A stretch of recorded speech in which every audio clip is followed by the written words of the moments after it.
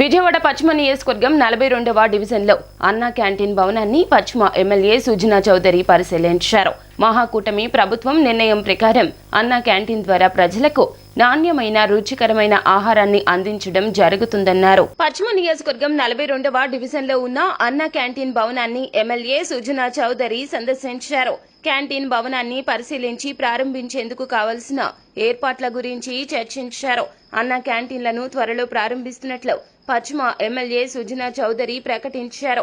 ఈ సందర్భంగా ఆయన మాట్లాడుతూ నాటి వైసీపీ ప్రభుత్వం కక్షపూరితంగా అన్నా క్యాంటీన్లను రద్దు చేసిందన్నారు. వాటిని గ్రామ సచివాలయాలుగా మార్చిందన్నారు.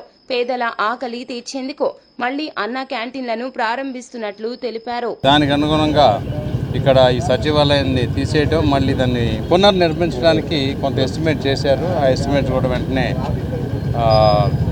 రిలీజ్ చేపించి పూర్తి చేసి అతి త్వరగా మళ్ళీ ప్రజాహితం కోసం అన్నా క్యాంటీన్లు మళ్ళీ కలకల్లాడతాయని చెప్పి ఈ సందర్భంగా చెప్తున్నాను.